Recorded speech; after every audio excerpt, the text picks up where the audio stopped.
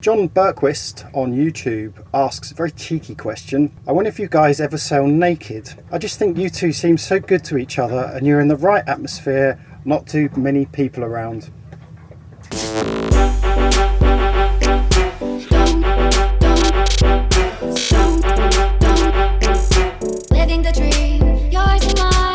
Just been running the water maker and noticed that it wasn't behaving properly. The motor every 8 seconds when the piston goes across was sort of like going Anyway, we try and look after our filters, but I thought I'd turn it off and just check the filter. This is the old filter.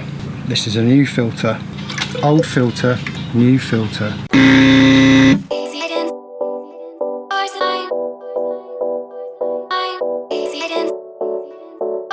Living the dream, yours and mine. Adnan is here now and he is the master of all fridges in the whole of Langkawi. He's just come on the boat very kindly. He's not been too well lately, but he's just come in to have a look at our fridge that doesn't seem to be working at the moment. So I should really be doing this myself, but it's been a long time since I've done this, and there's nothing like getting a pro in to tell you what's wrong with your system. He's pretty certain that the problem is with the pipe leaking at the actual compressor end. So he's just going to put the gas in now.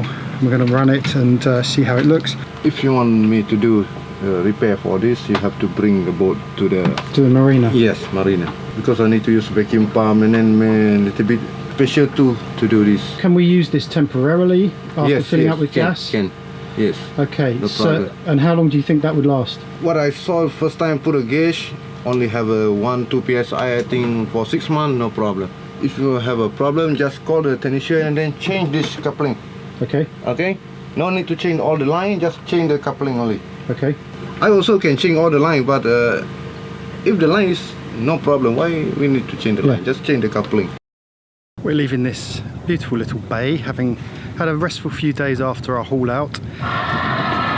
You can hear in the background, Liz is doing the anchor, and we're going to show you our new deck wash hose in action. Inside and then wash it. No, wash it off on Well, the it's bow. a two-man job then. You've got to. Someone has to flake and someone has to wash. You can't do the two together, otherwise it'll take hours while I do it metre by metre. What do you want to do? Flake? No, just hose it off at the bow. Yeah. What? Every metre? We should have talked this through beforehand. Well, it's a new system on the boat. It's going to take a bit of time to work out our little routine. It's time for questions. And Jamie, have you got your shirt on properly this time? Oh right, no I haven't. By the way, with these questions, at the moment we have the time to answer every single question that you ask. So if you put a comment on YouTube, we do our best to try and answer it. We've had recently someone who's asked us the same question 3 times. We answered his question in a video and he's since come back saying, hey, you haven't answered my question, to which we have replied in the comments answering his question again. So please do check the comments to see our answers. But if we don't answer them, and if we've missed your answer in the comments, please don't take offence. It's not personal, it's just we get asked so many questions, but we do try our best to answer all of them. Sam C76, thank you for the blunt honesty that you divulge in your videos. I'm from Stortford, so it was interesting for me to learn how a Saffron Walden bloke became a seafarer. We covered this off, didn't we, in a episode a few weeks ago. If you look for the video called How We Became Liverboards, and for those of you that get annotations on your screen, take a look up there now, and that explains everything. But he goes on to ask, how extensive is your insurance? It seems to be a big drain on resources in the research that I've done, but I'm a risk taker at heart, so I wonder how much coverage I would be comfortable with. It seems that if you're competent, other boats at anchorage are your biggest concern. Yeah, we saw that quite recently, didn't we, when we were nearly dragged onto. This is an almighty Very close, this boat. We are belt and braces, so we have always insured Esper since we bought her. She represents a large portion of our capital, and if we were to lose her, we would lose a lot of money and we wouldn't be able to replace her. So yes, she is insured. We have her insured for total loss and for any damage that we may cause other parties. That's the main reason. Interesting, you make the point about if you're extremely cautious and competent that you shouldn't have so much of a worry, but of course some of the best sailors we know have run aground and have done extensive damages to their boat. You know, it can happen. We've spoken to yachties who don't have insurance. One guy we spoke to said, well, if I crash into you, then I've got enough money in my bank account that I can pay for it. Now, that was very honest of him, but I can bet you there are plenty of instances out there where you get hit and the person that hits you does a runner. We're paying around about £800, but obviously it depends on your boat and the value of your boat. You just need to get in touch with people, tell them what boat you've got, where you're planning to sail, and get some quotes. Billy on YouTube and lots of other people regularly ask us this question: how did Millie-the-Cat come to live with you all on the boat? Once upon a time, in a long, faraway, distant land, Turkey, we were living in a marina for a period of time with, hey, guess what, another engine issue. There was an evil witch there who decided, after her husband took ownership of the marina, that she was going to exterminate all the poor little pussycats in that marina, of which there were around 30, I think. Yeah, there were loads. And these cats kept the rat population to a minimum. In among all these cats was this very cute, very vocal little kitten that used to hang out by the shop. She lived under a bush, didn't she? She lived under a bush. She stole our hearts, and one night we'd been out in town and we came back a little bit inebriated, and we bumped into Millie where we got dropped off by the taxi, and she followed us all the way to our boat, and she stayed with us for the night, and that was it. She never left. She never left, no. Very sadly, a year later, after we left with Millie safely on board, every single one of those cats was exterminated. Yeah, they killed them all, and of course immediately the marina was overrun with rats. Yep. That's how Millie came to live on board, and she's been part of our crew ever since. A lot of you are looking forward to part 2 of the engine installation, so without further ado, I hate that expression. A lot. That's it. Really? Yeah, what's wrong with that? Well, without I hate that expression and all that. Yeah, that's fine, isn't it? Yeah, just do it normally as well in case it Okay. looks shit. A lot of you are looking forward to part 2 of the engine installation, so without further ado, fuck off! Hold on, let's grab Millie while she's here. A lot of you are looking forward to part 2 of the A lot of you are looking forward. Oh, Hold Mills. on. A lot of you are looking forward to part 2 of the engine installation, so here it is. Monday morning and the boys have turned up again. They're bringing various blocks and winches, scaffolding as well, because today is the day that they lift out the remains of the engine block. So in order to take the engine out, we have to take this ceiling down. So I've had to cut the wires for the light switch and take off the ceiling. Now of course we've got the new framework that the carpenters put in our refit to accommodate the new ceiling, and unfortunately this also has to now come out.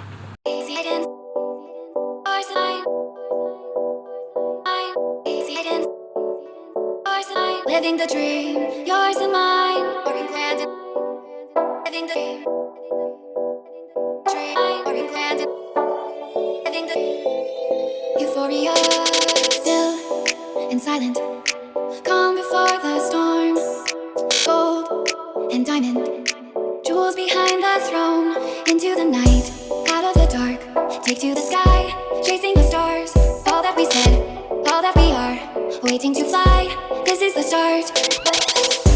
Hide and seek, reason and rhyme, grand and glorious. Living the dream, yours and mine, euphoria. There goes the engine. So we're here with Morgan, who is one of Millie's cat sitters. And Morgan lives on an oyster 55. She's just licking my hands. Has she finished eating them? Yeah. Yeah, she'll keep licking it, wishing that more dreamies will appear. No, I think she wants the crumbs. The crumbs, yeah. I actually like the soft feeling of Millie's tongue getting licked against my fingers. It's actually quite, nice. It feels like some kind of, pricklish, kind of softish, hardish grass. Her tongue does, eh? No, I think I should wash my hands after I've got cat licks all over I think that's a very sensible idea. Stone and feather, move outside your head. Now or never, strong in every step. Give me a sign, hitting the mark. Take to the sky, chasing the stars. Open your eyes, watching afar, waiting to fly. This is the start.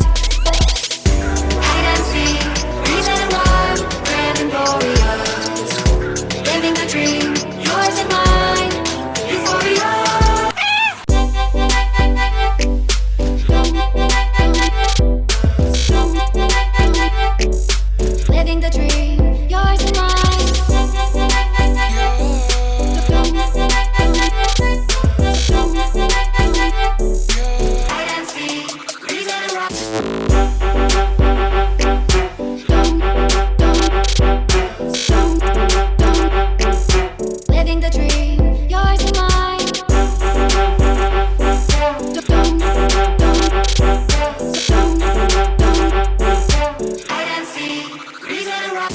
The engine is in situ, meaning that it's in position. The flexible coupling, or the aqua drive it's called, has been connected. The main thing was the exhaust elbow, and the fact the exhaust elbow comes out the back of the engine and ends up going into a cupboard.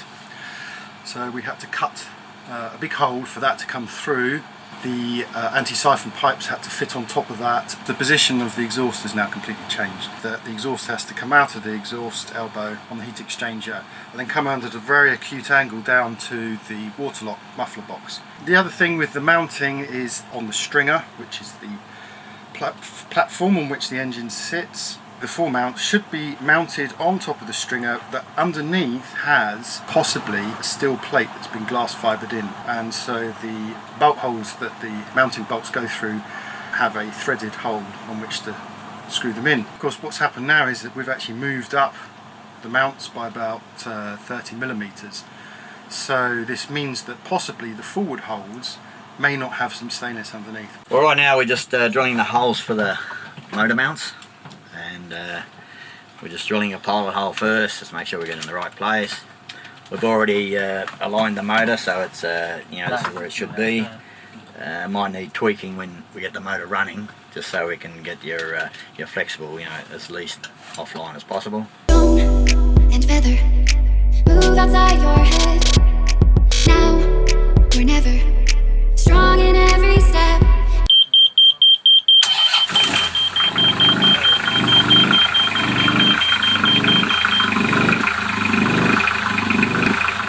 My one observation is that it sounds a lot better than the last one. What do you think, Jamie? It started first time, and you're right, she's sounding good. Just a shame about that puff of exhaust we got here, so I think we should get out and breathe some fresh air. Graeme, what have you got in your pocket? Let's have a look. There it is. Yes. So that's the gasket to the exhaust. the We've got exhaust coming out into the saloon, which is lovely. But it was nice and clean exhaust. You know, it wasn't black or anything like that. So. Good. Well, yeah, that's what you expect from This is really exciting. We just stop and pause and take in this moment. Yeah. Thank this young man here. Yeah. He's done it all for free. Yeah, he's marvellous, isn't he? Can recommend him to anyone. Easy hidden. Stars line. Easy hidden. Stars line. Living the dream.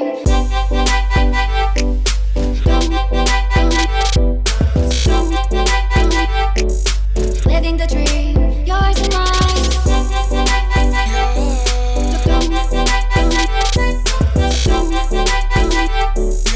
Hide and seek. Reason and rock.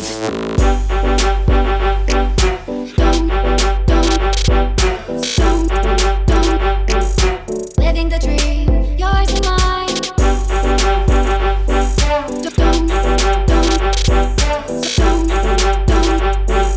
Hide and seek, reason and rock. Gerhard Ida from Patreon. What's the draft of Esper, and what's the maximum draft you would recommend when choosing a boat?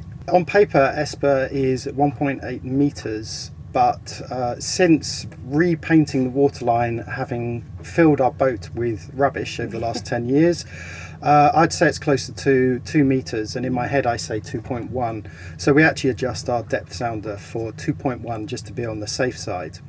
Maximum draft, I went out sailing on a carbon fibre boat which had a 3 metre draft, and we had real problems trying to get back up the river as the tide turned, ran aground a few times. It's difficult to say really.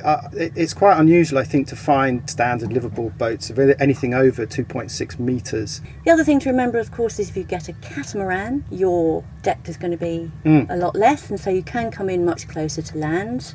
Robert Bradley, another of our patrons, how do you find in-mast furling, and can this cause problems? Well, I have to say, in the last 10 years or so, we've had very few problems, I think.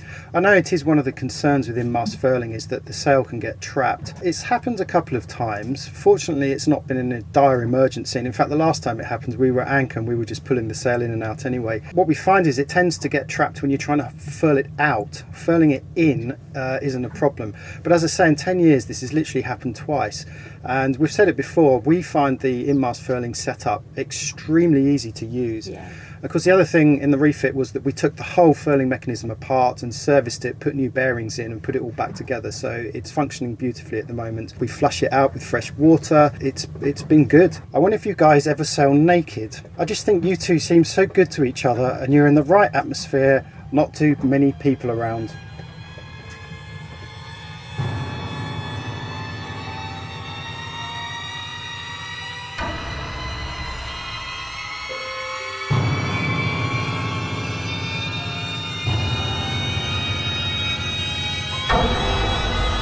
Okay, big question. Are you ready for this, Liz? Yeah. Okay, this is the single most asked question of all, and that is, how much did our refit cost? Okay, we have answered this in lots of ways, through lots of different media, through YouTube and blah blah blah. Anyway, we're going to answer it right now with the same answer we always give, which is we were commissioned by Sailing Today magazine in the UK to write a 6-part series about our refit. One of the conditions was that on the last episode we would talk about the costs. We haven't reached that last article yet. It's coming out sometime in the middle of next year. So we can't make public statements exactly of what the refit cost. However, if you become a Patreon, having watched the refit series and you want to know more, you can get answers from us. And there is a video in there in which we answer that particular question. Liz breaks down every single job, every single material that we had to buy, and the cost for all the materials, for the labour, for everything. And we come up with a total figure. But as Liz says, that is only for Patreons. And we think this is fair enough.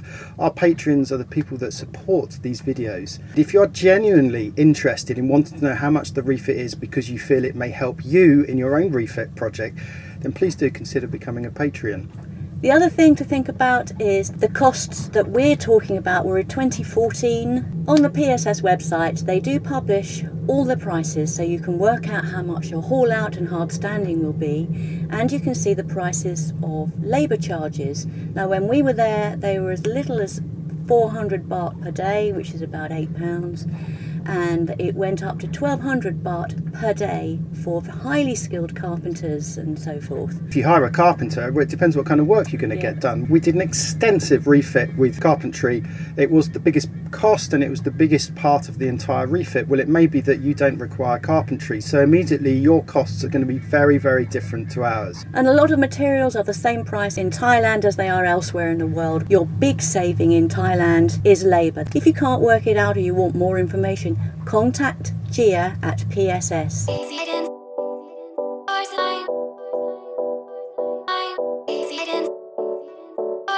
Living the dream, yours and mine, or in grand. Living the dream, or in grand.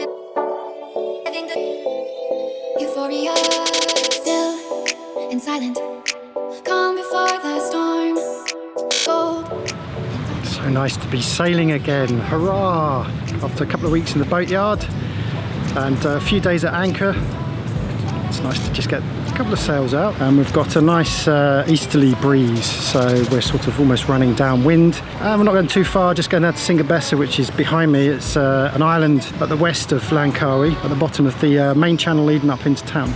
We've been there once before, many years ago, so it'll be nice to go back and sit and relax in a different spot. Euphoria!